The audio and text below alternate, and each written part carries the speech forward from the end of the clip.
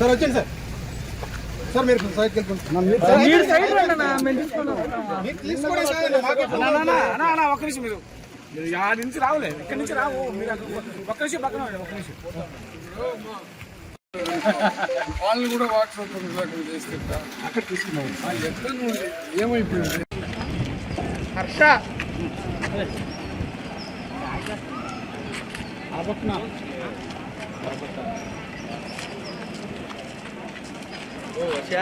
Sir ఆపు.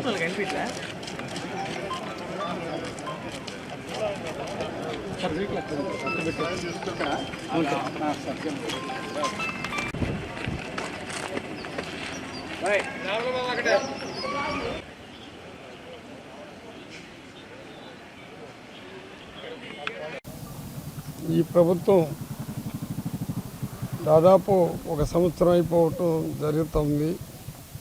ఈ సంవత్సరంలో చంద్రబాబు నాయుడు గారు డెవలప్మెంట్ ఎట్లుండదంటే కేవలం జగన్మోహన్ రెడ్డి ఎవరైతే జగన్మోహన్ రెడ్డికి గట్టిగా సపోర్ట్ చేస్తుండారో వాళ్ళపైనంతా ఇటువంటి కేసులు పెట్టి డైలీ ఎన్ని కేసులు పెట్టాలి, ఏ విధంగా హరాస్మెంట్ చేయాలనే దృక్పథం తప్ప, ఇది మీకు కూడా తెలుసు కానీ మీరు మాట్లాడలేరు.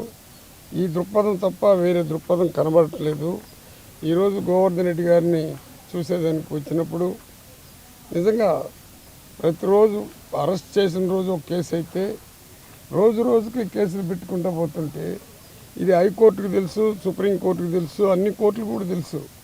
కానీ కోర్టులు కూడా నా విజ్ఞప్తి ఏమంటే ఒక తూరి అరెస్ట్ చేసినప్పుడు వాళ్ళని జైలుకి పంపించినప్పుడు తప్పుంటే ఎవరు దాన్ని కోర్టుల్ని మనం క్వశ్చన్ వేయాల్సిన అవసరం లేదు. కానీ ప్రతి తూరి కోర్టుల్లో ఇదే విధంగా చేసి రోజు రోజు కేసులు పెడుతుంటే ఈ వ్యవస్థ ఎక్కడి వరకు పోతుందో చూడండి. ప్రజాస్వామ్యం అంటే ప్రజల చేత ఎన్నుకోబడిన ప్రభుత్వం అంది. ఈ ప్రజల చేత ఎన్నుకోబడిన ప్రభుత్వం ప్రజాస్వామ్యాన్ని కూని చేస్తూ ప్రజల చేత ఎన్నుకున్నటువంటి ప్రభుత్వం కాకుండా ఒక నియంతృత్వ పరిపాలనగా కనబడుతున్నది. ఈరోజు మేమందరూ కూడా ఇక్కడ మాట్లాడితే మా పైన కూడా ఎవరినో ఒకరిని పంపించి కేసులు పెట్టి అన్యాయమైన కేసులు పెట్టి అరెస్ట్ చేసే కార్యక్రమాలు చేయటం ఈ ప్రభుత్వానికి మంచిది కాదు. ప్రజలందరూ కూడా చూస్తూ ఉండరు.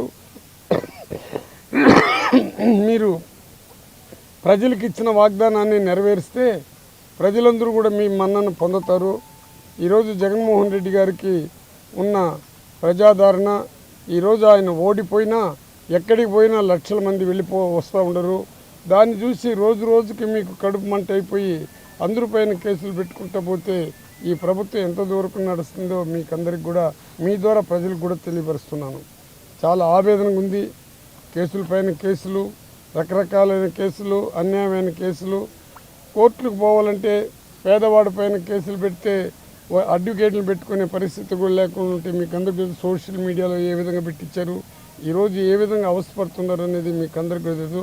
ఎస్సీల పైన దౌర్జన్యం చేస్తే ఏలాంటి ఆ దౌర్జన్యం చేసి బాలికల పైన రేప్ చేసినా, బాలికల పైన హరాస్మెంట్ వచ్చినా, బాలికలను చంపినా వాటిపైన ఎలాంటి యాక్షన్ కనబడలేదు.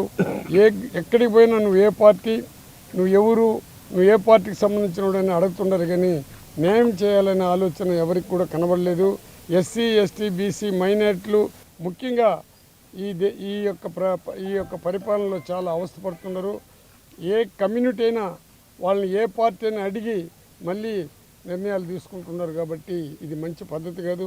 ప్రజాస్వామ్యాన్ని కూని చేస్తుండరు. ఒక నియంత్రిత పరిపాలన మాదిరిగా జరుగుతూ ఉంది. ఇది చాలా రోజులు ఉండదు. ప్రజలు తిరుగుబాటు చేసే రోజు వచ్చినాటికి ప్రభుత్వం తనంతట దానికి భూస్థాపితం అవుతుంది. జగన్మోహన్ రెడ్డి భూస్థాపితం చేస్తానని మాట్లాడటం కాదు, కానీ జగన్మోహన్ రెడ్డిని భూస్థాపితం చేయాలంటే ప్రజల యొక్క ఓటు హక్కు ఉండేది ప్రజలకి. ప్రజలు దేవుళ్ళు ఓటు ఉండేవాళ్ళు ప్రతి ఒక్కరు కూడా దేవునితో సమానం. అందుకే జగన్మోహన్ రెడ్డి ఓటర్లని దేవుణ్ణి నమ్ముకున్నాడు. భూస్థాపన చేస్తుంటే ప్రజలే రేపు రాబోయే రోజుల్లో ఈ కూటమి ప్రభుత్వాన్ని భూస్థాపన చేసేది మాత్రం వాస్తవం.